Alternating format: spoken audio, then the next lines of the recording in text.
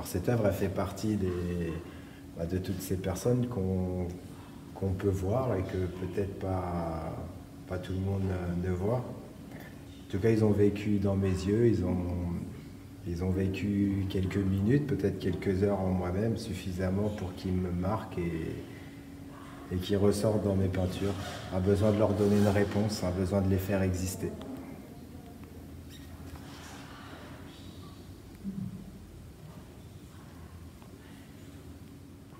Alors tu vois, sur cette surface, les peintures chacune a...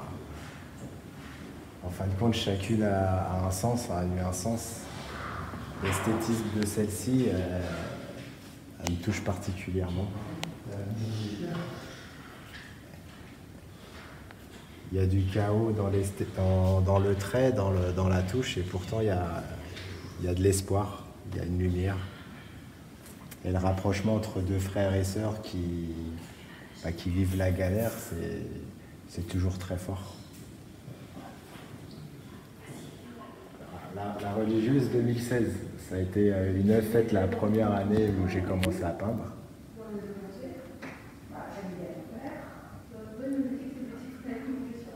Ça faisait quelques semaines que je commençais à peindre avec de l'acrylique. Cette peinture-là, je pense, c'est une des peintures que j'ai pu faire qui me touche le plus. L'adoration d'un enfant devant sa mère démunie. Et à mes yeux, en tout cas, ils voyaient clairement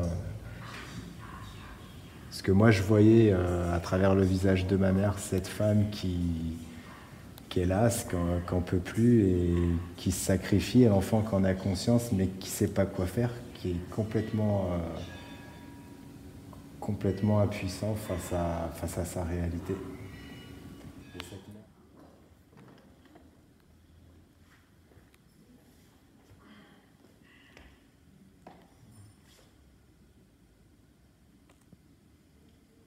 Ça réconforte.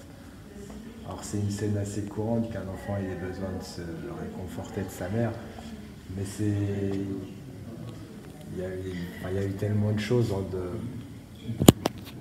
choses dans cet enfant, dans ce qu'il a pu voir, ressentir et vivre, que c'est un réconfort vraiment spécial dont il a besoin.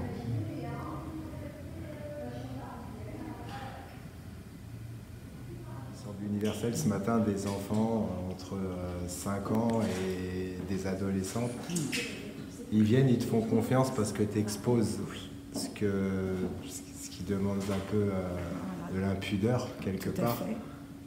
Et après, elles osent te confier des petites anecdotes personnelles, ça c'est de l'or. Moi je les ai vus les enfants. Et là, mais j'ai le cœur lourd. Dis donc, ça a été... C'est la révélation. Ah, voilà.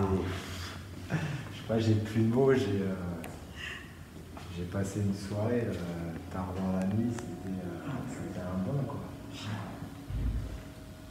Comme quoi il y a des hommes qui changent la vie des autres, c'est possible. Oui, ouais. Il y a encore des belles choses ça n'existe sur cette pas terre, des beaux moments de partage, des partages extraordinaires.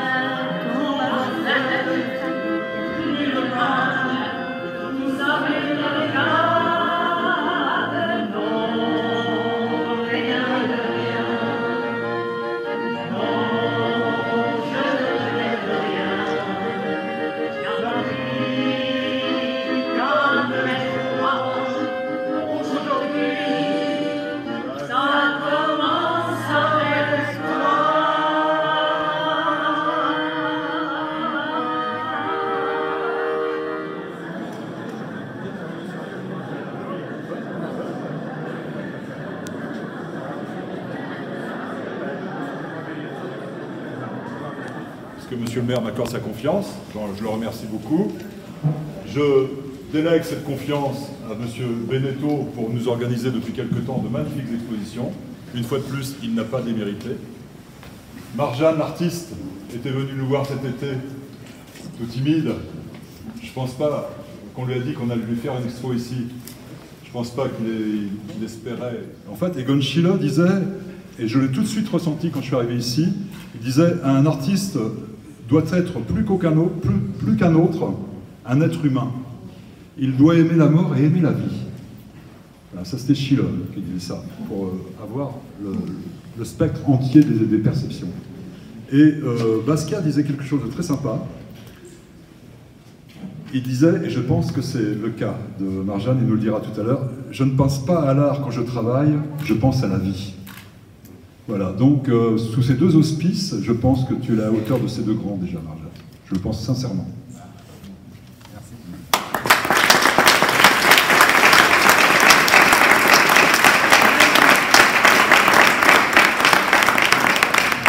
Merci d'être venus nombreux, parce que c'est important. Ce soir, je suis très heureux de présenter le travail de Marjane. C'est une première exposition.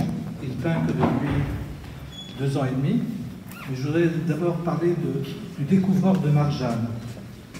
Le découvreur de Marjane est hospitalisé, il est malade, il a 85 ans aujourd'hui. Et il a vu sur eBay, Marjane avait balancé sur eBay une œuvre, La montée du gamin. Vous l'avez à l'entrée, c'est Alexis Perron. Alexis Perron est professeur à la Sorbonne, et quand il a vu ce dessin, il a senti chez Marjane quelque chose de fort, de puissant. Et il s'est intéressé à son œuvre, il lui a envoyé un mail. Ça a vraiment été le découvreur. Il est administrateur du musée du Lam. Aujourd'hui, il a une collection importante. C'est très bien pour Marjane, parce que pour moi, l'œuvre de Marjane n'est pas une œuvre picturale de décoration, de tout ce qu'on voudra y mettre. Pour moi, c'est avant tout une prière. Marjane a eu un parcours de vie très très difficile. Difficile, mais il a eu la chance d'avoir l'amour de sa mère. Et quand on est aimé, on peut tout affronter. Marjane n'est pas dans le jugement. Marjane a eu des hivers très difficiles. Un père emprisonné. Il a vécu des choses très fortes, très dures. Il a toujours cherché cette lumière. Et il savait qu'un jour il la trouverait. Je voudrais remercier aussi Patrice Velu, qui avait remarqué l'œuvre de Marjane. Et il m'a envoyé 2 photos en me disant « Didier, je t'envoie 2 photos. Marjane a vu le film te concernant. » Il me dit « J'aimerais que tu me dises ce que tu en penses. » J'ai reçu les 2 photos de Marjane, top. J'ai dit « Oui, c'est vraiment très, très bien. C'est bien, c'est intéressant. Je veux bien le voir, je veux bien lui donner quelques conseils. Mais tu sais, les années passent. Ça fait quand même 20 ans que je m'occupe d'artistes. Depuis le premier Marcel Asquin, et puis les autres. Et j'ai dit, bon, je veux bien l'accueillir. Marjane, c'était le 11 novembre dernier, et le 14 novembre, Marjane est venue chez moi. Je l'ai accueilli, mais j'étais loin de penser ce qu'il allait m'arriver. Marjane est arrivé, il avait peu de temps, il a pris son train, il repartait le soir même. Et puis quand il est rentré chez moi, il a vu une œuvre qui l'a bouleversé, c'est une œuvre de Marcel Asquin. Puis moi aussi, j'ai quand même, quand j'ai vu cette œuvre, Marjane, je ne le connaissais pas, hein, c'est pas 2 œuvres qui nous permettent de tout découvrir, mais la lettre qu'il m'avait écrite m'avait profondément touché. Quand les hommes possèdent la vérité et la charité, ils ont tout gagné. Marjane n'a rien eu, 39 ans, il a attendu des Noëls, mais je pense qu'il a toujours eu cette espérance, cette foi, et c'est cette foi qui m'a bousculé. Et aujourd'hui, je suis content, ce jour du 8 décembre, de l'avoir accueilli, et puis de porter un petit peu ce qu'il m'a confié. C'est tout ce que je peux vous dire. Je vous invite à regarder les œuvres, vous regarderez. Pour moi, ce ne sont plus des œuvres, ce sont des prières. Alors je voudrais lui dire merci, mais surtout dire merci à sa mère qui l'a aimé. Car moi aussi, quand j'étais jeune, j'ai fait des bêtises. je me suis retrouvé en prison. J'ai été incarcéré, j'ai témoigné bien des fois, ça a été écrit dans des journaux. Mais ce qui m'a sauvé, c'est l'amour de mes parents. J'avais 19 ans, mes parents m'ont aimé. Et après, je me suis retrouvé avec une vocation, j'ai été 17 ans dans une communauté religieuse. Et puis, on m'a demandé de quitter cette communauté religieuse parce qu'on m'a dit, il faut arrêter là.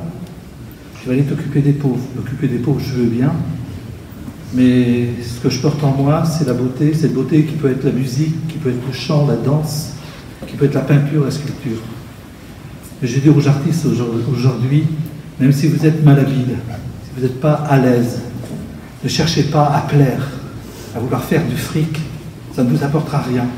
La seule chose qui peut compter, c'est la vérité. Et cette vérité, c'est ce que vous portez dans votre cœur. Si vous arrivez à le communiquer, vous avez gagné, et vous avez gagné le cœur de l'autre. Merci. C'est un Noël pour les enfants perdus, pour tous ceux qui n'y ont jamais cru.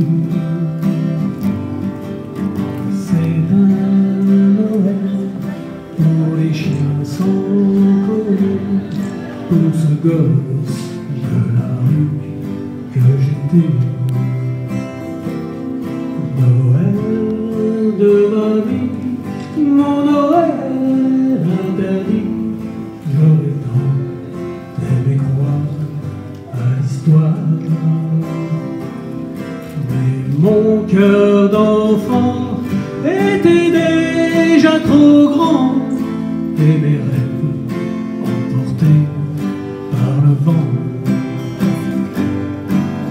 C'est un Noël pour mes premiers copains, oubliés au hasard des mauvais chemins.